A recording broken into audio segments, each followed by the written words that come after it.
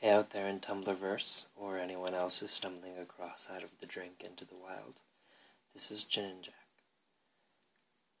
Some time ago, I asked if anyone would be interested in seeing a quick video about my shrine to Dionysus, so here it is. Firstmost, this is in my bedroom, on top of my bureau. I have to be space conscientious, so that's one factor. Another is that having it in my bedroom means that I get to have a certain closeness, a certain proximity to him, and that it's always available. I will see it pretty much every day, with the exception of those nights that I don't make it home, you know what I mean? And, so firstmost is my Dionysus mask. This is a really important tool to me. It is his vessel. I believe that an idol, or some sort of vessel for your gods or spirits to live in, is absolutely necessary. And by live in, I mean to implore, to use, when the case might be.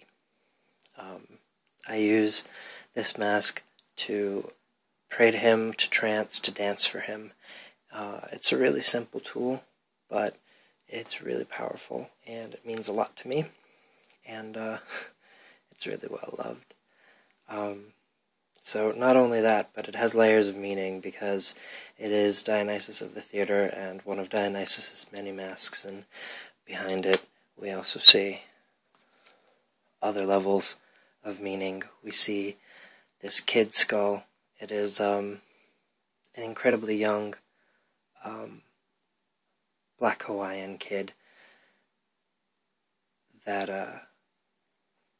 I love having it, and I've dedicated it to Big D because it represents to me not only the Puer Eternus, the eternal child, but also Dionysus Chthonio, his chthonic aspects, and how there's always another mask under the mask. Beyond that, I definitely relate to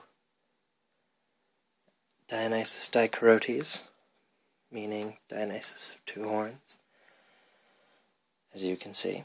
So, the bullhorn and the antler and the ram imagery kind of comes up a lot. The bull ornament was actually a gift from a friend that they got for me in Utah, and I really love it.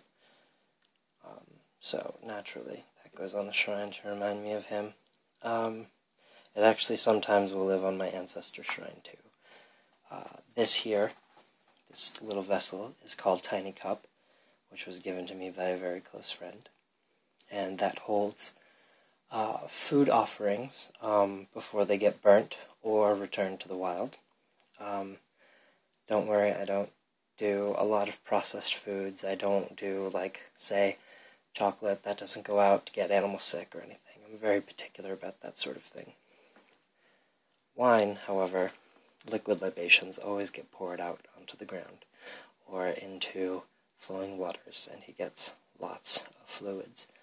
I was actually praying to him for a few hours before I decided to make this video, and here he has a few, about an ounce of a really nice dessert port. It's in a champagne flute, which should, port should be in a snifter, but his snifter and his other glasses. Oh, yeah, Big D has his own wine glass, his own shot glass, his own brandy snifter, and his own champagne flute. The other ones are getting washed. I haven't put them away from Anthestria and the full moon and everything. But as you can see, vessels are really important things to hold incense and anointing oils and libations and food offerings. Other than that, it's mostly just things that are symbolism, just things that remind me of him, because that's what a shrine is for. It's a place to reflect and pray. It's not an altar because I don't do any sort of real work here besides just trancing out and talking to God. The only exception being my blessing stone. This is a stone bowl that is, well, it was designed to hold potpourri, but I use it to hold things that I want to bless, or more specifically that I want Dionysus' blessing from. Please forgive me if I'm slurring. I'm really tired. Like I said, I've just been praying a bit. I'm actually normally a really loud, boisterous, belligerent jerk. Here is my rosary to Dionysus and other of my AOs, and I pray with this quite a bit, but only if I'm really going to commune with them, and I mean all of them. So that's for big nights where I want to have my ancestors and all my spirits present. But otherwise, it's just pine and ivy symbolism because he is Lord of the Green World, and these are just things to represent him. I also always keep a bottle of wine on his shrine because I never know when I'm going to need it and what I might have drunk at home already. So there's always at least one bottle that's always just for him. And this is a Portuguese white wine that I really love when it's cold.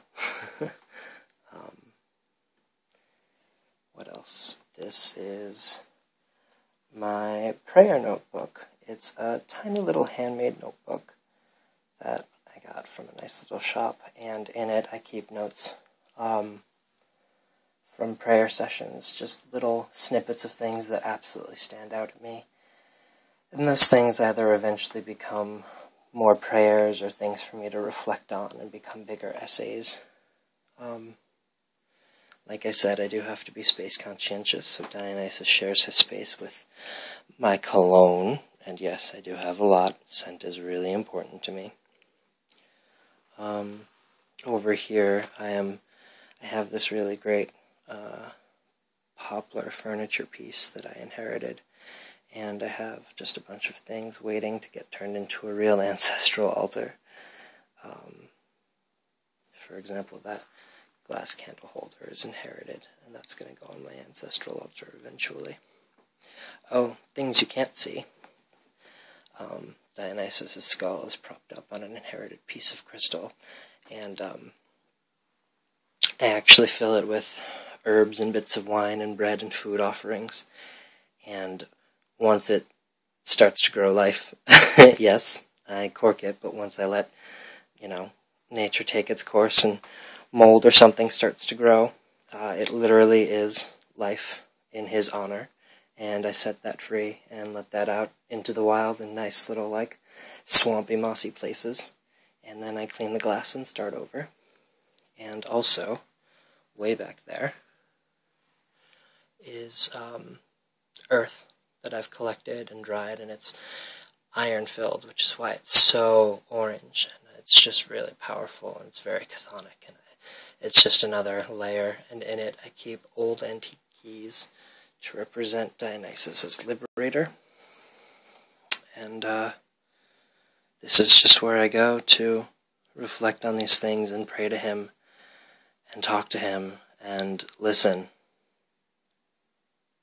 Thanks for checking this out, guys. If you have any questions, feel free to ask.